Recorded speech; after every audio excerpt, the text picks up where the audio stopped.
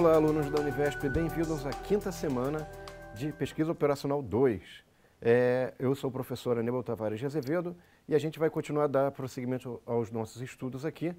E nessa aula em particular, a gente vai ver uma coisa bastante importante para a engenharia de produção, que é relativa à questão de sequenciamento de tarefas, tá? E vai ver esses modelos matemáticos. Vamos a eles. Então, basicamente, a gente começa com a seguinte pergunta. Olha, eu tenho aqui um gráfico de Gantt, né? Gráfico de Gantt aqui. Eu tenho aqui, por exemplo, navios que eu estou tentando colocar em algum ponto aqui do porto, né? Eu tenho que decidir em que local que eles vão atracar. Eu tenho que decidir em que baía que meu caminhão vai ser colocado.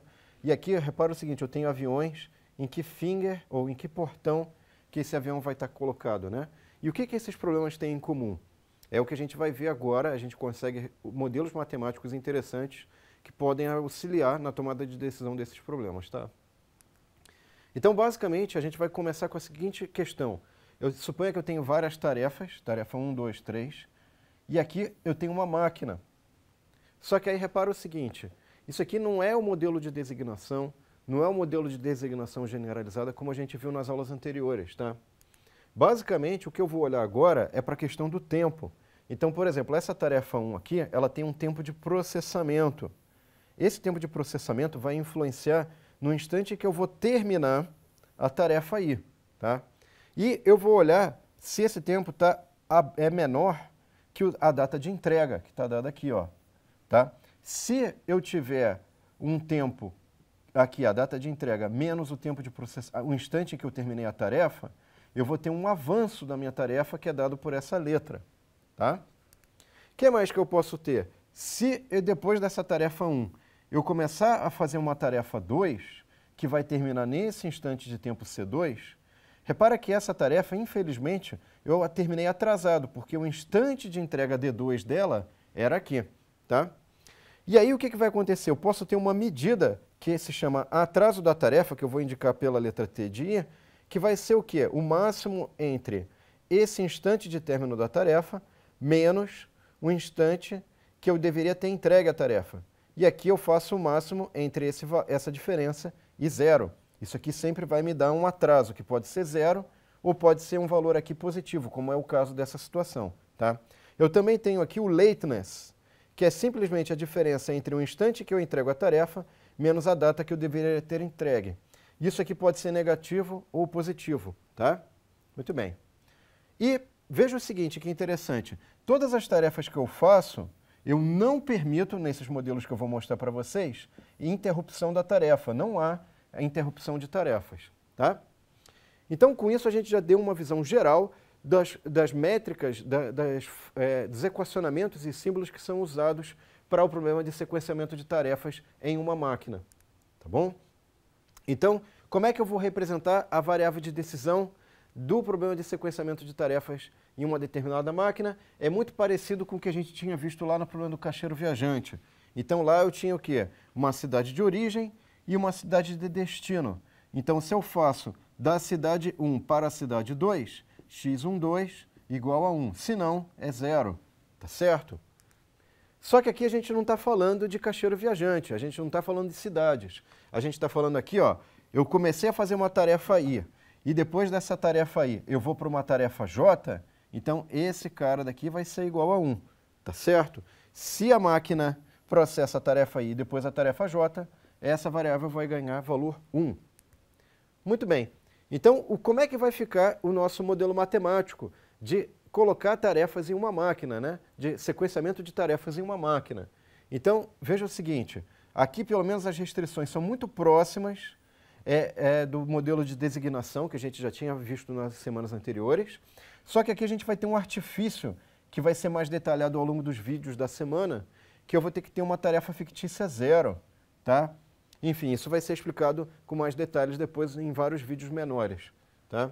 E além disso, o que eu vou precisar também colocar vai ter o seguinte, ó, essa restrição aqui, ela simplesmente vai considerar o tempo de processamento da tarefa e vai estar através desse tempo de processamento da tarefa.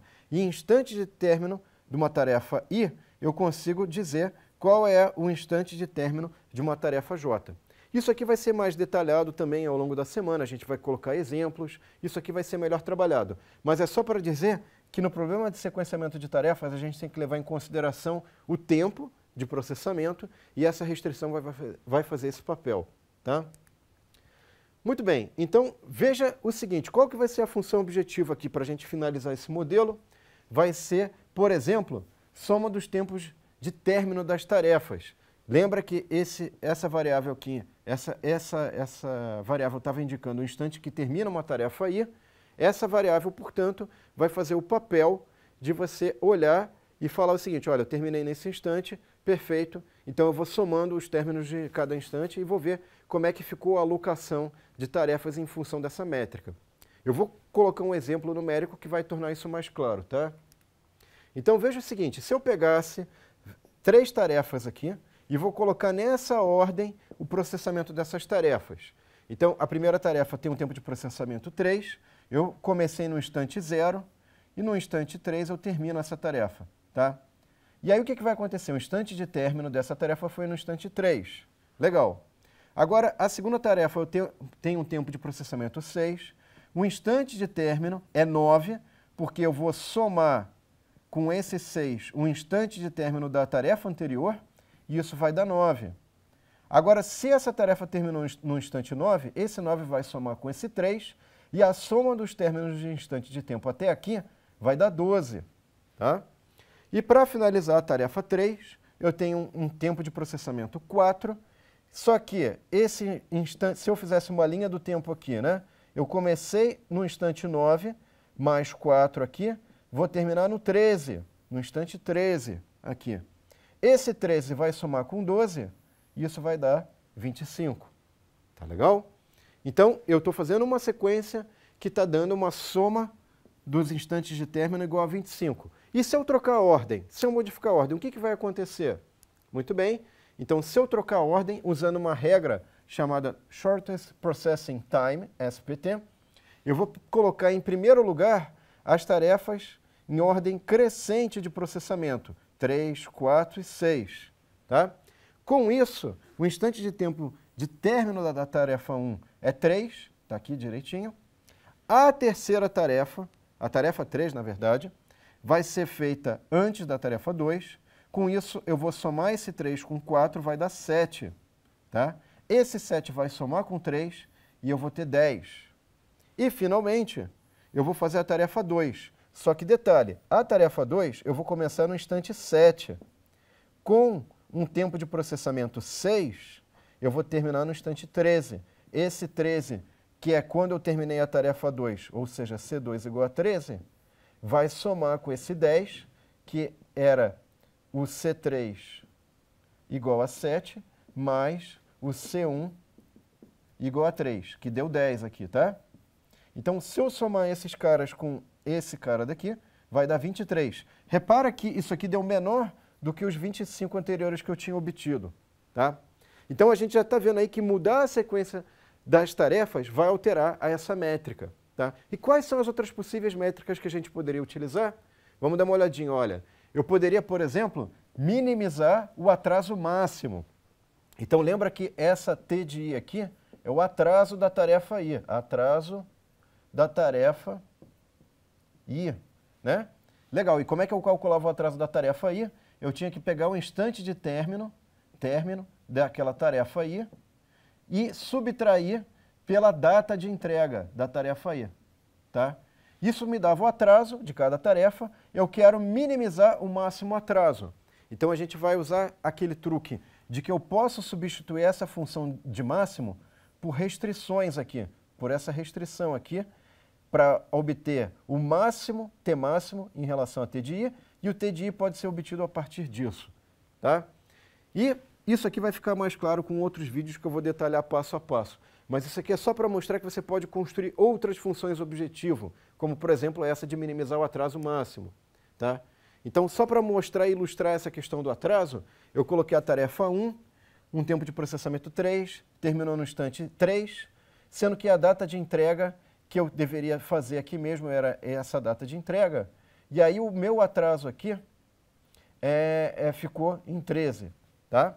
Depois eu tenho um tempo de processamento 6, o instante que eu terminei foi 9, sendo que a data de entrega era 6, né?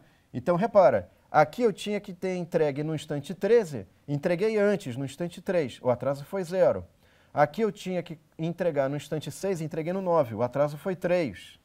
E essa outra tarefa que eu comecei a fazer depois dessa, vai terminar no instante 13, portanto, e a data de entrega era 10, portanto, eu atrasei 3. Qual é o máximo atraso? Se eu olhar aqui, eu tenho 0, eu tenho 3 e 3, então, nesse caso aqui, o máximo atraso é 3, tá? Muito bem. Agora, se eu trocar a sequência, como é que isso vai ficar? Vamos lá, ó. Eu comecei pela tarefa 2, consegui entregar justamente no tempo que era para entregar. Terminei no instante 6, era para entregar no instante 6. Depois eu faço a tarefa 3. Então, eu entrego no instante 10 e era para entregar no instante 10.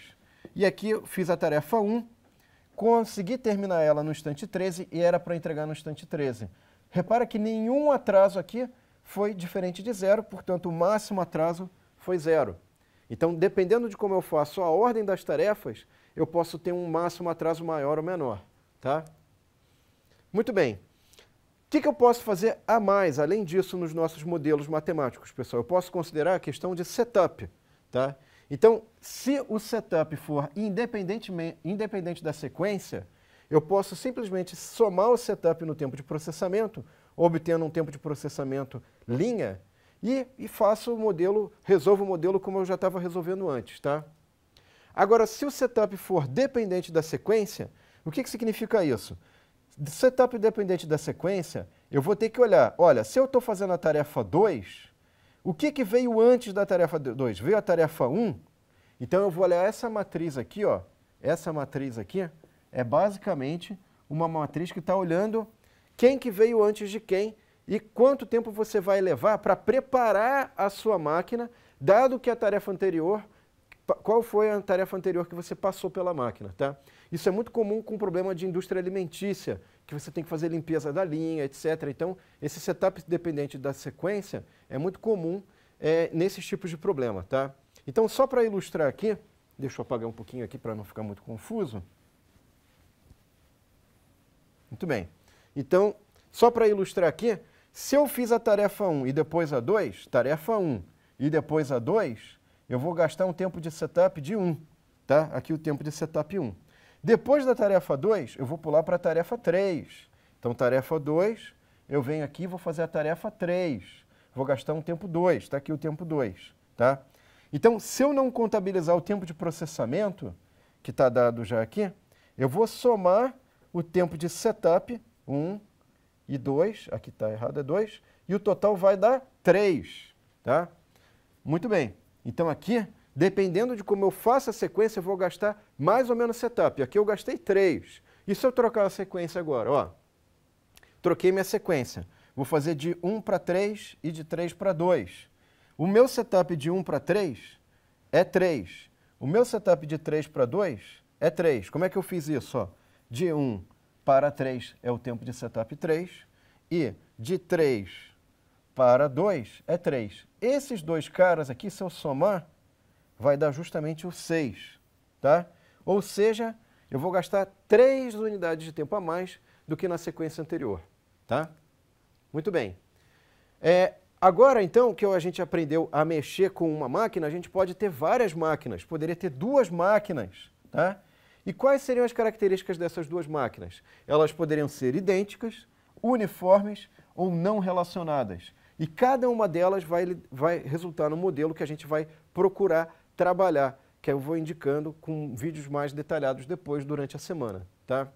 Então, só para ilustrar aqui, ó, eu coloquei 2 máquinas idênticas, e aqui no caso, eu gostaria de mostrar para vocês que, dependendo de como eu organizo as tarefas, o tempo de processamento numa máquina ou outra pode ser diferente.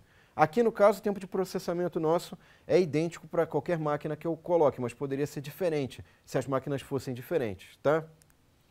E aqui o interessante sempre eu posso considerar que o instante em que eu termino de fazer tudo é o instante da última tarefa da máquina que demora mais tempo para fazer tudo, tá? Isso aqui é o makespan que a gente chama. Muito bem. Agora, uma coisa interessante é que esses modelos com várias máquinas para processar várias tarefas, pode ser feita uma analogia com o problema de roteamento de veículos. Ele é tão complexo e tão difícil quanto o problema de veículos. Isso vai ser mostrado com vídeos detalhados ao longo da semana, tá? Bom, pessoal, espero que vocês tenham gostado dessa visão geral sobre os modelos matemáticos e os problemas dessa semana. E, para finalizar, eu espero que vocês também assistam os vídeos menores, porque é importante para você ver passo a passo como construir esses modelos, entender os exemplos numéricos que vão estar lá na nossa página, lá no curso. Tá? Muito obrigado e até a próxima. Tchau!